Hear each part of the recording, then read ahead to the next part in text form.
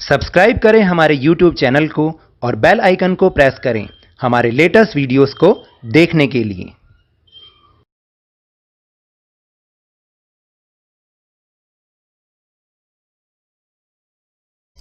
Hello and welcome to Lavneesh Sir की class. This is Directorate of Education GNCT of Delhi's worksheet number 22, and it is only for class 6 students. It has taken from the subject English, and we will learn and understand the chapter or the lesson fair play in this worksheet.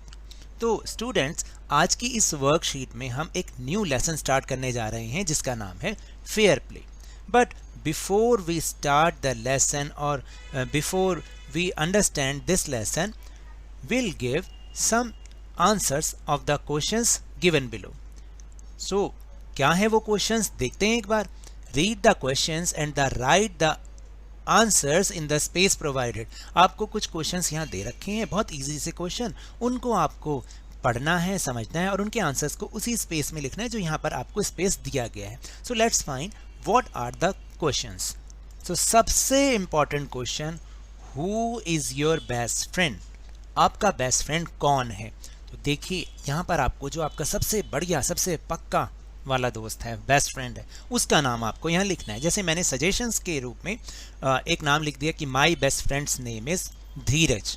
Okay, अब best friend से related 4 questions मोर हैं, ज़्यादा हैं, 4 questions भी हैं जो कि आपको यहाँ पर उसका आंसर करना है. जैसे what do you like the most about your best friend? आपको अपने बेस्ट फ्रेंड के बारे में जो सबसे अच्छी बात लगती हो वो बताइए. तो देखिए सजेशन तो यही है जो मैंने लिखी है, लेकिन आपके बेस्ट फ्रेंड में तो कुछ क्वालिटीज़ अलग भी हो सकती हैं जो आपको पसंद हो, वो आप यहाँ पर लिखिएगा. जैसे मैंने लिखा my best friend is very honest, वो बहुत ईमानदार है. केयरिंग, वो बहुत मेरी केयर करता है. एंड अंडरस्टैंडिंग, वो बहुत समझदार भी है, हर बात को समझता है. And the second question is where does your best friend live? आपका बेस्ट फ्रेंड रहता कहाँ है?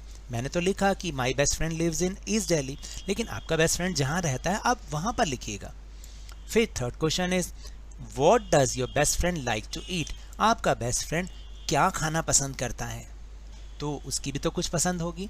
जैसे मैंने लिखा my best friend likes to eat sweets and Chinese food, उसको मिठाई पसंद है और चाइनीज़ फूड बहुत पसंद है. And the last question is which is your best friends favourite subject? उसका जो आपका बेस्ट फ्रेंड है ना, उसका फेवरेट सब्जेक्ट कौन सा है, उसको कौन सा सब्जेक्ट पसंद है? तो मैंने यहाँ लिखा है my best friends favourite subject is English. उसको इंग्लिश पसंद है, लेकिन हो सकता है उसको सोशल साइंस पसंद हो सकता है उसको मैथ्स पसंद हो, जो भी पसंद हो आप वो लिखिएगा. So now let's move on our question number 2. On the basis of your reading of the passage, आपको क्या करना है कि आगे जो क्वेश्चन करने हैं वो तो करने हैं, लेकिन यहाँ पर एक पैसेज दे रखा है, उस स्टोरी से फर्स्ट पैराग्राफ लिया गया है. आप इसको अपनी बुक में भी एक बार ज़रूर रीड करेंगे तो आपको और अच्छे से समझ में आएगा. So let's start and understand what is the story of this lesson. Jumman Sheikh and Algu Chaudhary were good friends. Jumman Sheikh और अलगू चौधरी दोनों ही बहुत ही अच्छे दोस्त थे. So strong was their bond of friendship that when either of them went away from the village, the other looked after his family. उन दोनों की friendship का रिलेशन, उनका बॉन्ड इतना पक्का था कि दोनों में से जब भी कोई विलेज से बाहर जाता, गांव से बाहर जाता, तो दूसरा उसकी फैमिली की देखभाल वो करता था. Both were greatly respected in the village. दोनों के दोनों का ही गांव के अंदर बहुत ही सम्मान था. Jumman had an old aunt who had sum property. Jumman की एक पुरानी आंट थी, इनको हम बुआ भी बोल सकते हैं या उनको चाची भी बोल सकते हैं, जो भी कुछ. आंट में तो जो उसकी बड़ी थी, रिश्तेदार थी, उनके पास कुछ प्रॉपर्टी थी. This she transferred to him on the understanding that she would stay with him and he would look after her. तो देखिए जो उसकी आंट थी उनके पास प्रॉपर्टी थी, अब वो इसको जुम्मन के नाम करना चाहती थी, लेकिन इस शर्त पर कि वो उनके साथ रहेंगी, उसके साथ रहेंगी और जुम्मन उनकी देखभाल करेगा. The arrangement worked well for couple of years, बहुत सालों तक ये व्यवस्था, ये अरेंजमेंट बहुत अच्छे से चला. देन द सिचुएशन चेंज, और कुछ समय के बाद वो परिस्थितियां अब बदल गईं. Jumman and his family were tired of the old relative.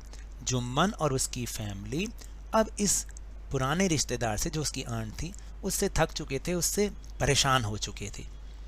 Jumman became as indifferent to her as his wife, who grudged, यहाँ लिखा है grudged, even the little food that the old lady wanted every day. Jumman तो उनसे indifferent हो ही गया था, उनसे अलग हो चुका था, उनकी कोई केयर नहीं करता था. जस्ट लाइक हिज वाइफ, उसकी वाइफ भी ऐसी हो गई थी, जो कि उसको थोड़ा सा खाना देने में भी, जो कि उसको चाहती थी, वो बस क्या चाहती थी, थोड़ा सा भोजन, वो भी उसको देते थे, लेकिन बहुत ही भला बुरा कह के उनको वो देते थे. She swallowed these insults along with her food for a few months. तो देखिए, कुछ महीनों तक तो वो बेचारी इस भोजन को अपनी इंसल्ट के साथ निगलती गई, जो उसकी बेइज्जती हो रही थी, उस बेइज्जती के साथ वो इस खाने को भी निगलती गई. But patience has its limited, लेकिन सब्र की भी कोई सीमा होती है, सब्र का भी कोई बांध होता है, ऐसा बोला जाता है. तो ये था paragraph. Now filling the blanks, you can take help from the box below. तो here is giving a box, जो आपके लिए हेल्प बॉक्स है. देखिए, उसमें कुछ हिंट्स आपको दे रखे हैं, आपको उसको फिलिंग द ब्लैंक्स में फिल करना है उसकी हेल्प लेके. First filling the blanks is dash and dash were good friends. Who were the good friends? Yes, Juman Sheikh and Algu Chaudhary were good friends. Second is Juman had dash who had some property. Jumman की किसके पास property थी? An old aunt, उसकी एक बूढ़ी aunt के पास. Now the third one, Juman became as indifferent to his aunt as his कौन? बिल्कुल उसकी तरह, वो तो indifferent हो गया था, उसके साथ उसकी कौन थी? His wife. Grudged even the little food. उसकी वाइफ की तरह, जो कि एक थोड़ा सा खाना देने में भी अपना सारा वो उससे गुस्सा निकालती थी उसके ऊपर. Now the next one is Jumman and his dash were tired of the old relative. Jumman और उसकी कौन? उस ओल्ड रिलेटिव से थक चुके थे, उसकी फैमिली. Yes, family. आप ये सारा हेल्प बॉक्स में से चूज कर सकते हैं. Now the last is Jumman's aunt swallowed the dash along with her dash for a few months. क्या आएगा? insults. swallowed the insults, वो निगल गई. along with her food, अपने भोजन के साथ. कुछ महीनों तक वो बेचारी ऐसा करती गई कि अपनी बेइज्जती को वो सहन करती गई अपने खाने के साथ. So these are the topics of this worksheet. Now that's all for this worksheet. अगर मेरे इस तरह समझाने से आपको थोड़ा सा भी समझ में आया हो, तो इस चैनल को ज़्यादा से ज़्यादा सब्सक्राइब कीजिए, लाइक कीजिए और बहुत ज़्यादा शेयर भी कीजिए. और मेरे साथ इसी तरह इजी वे में वर्कशीट को समझते रहिए, लेकिन ध्यान और मन लगाकर पूरी मेहनत और लगन के साथ पढ़ते रहिए. And if you defeat to corona virus, then please wear a mask, क्योंकि जब तक दवाई नहीं तब तक कोई ढिलाई नहीं. Thank you very much.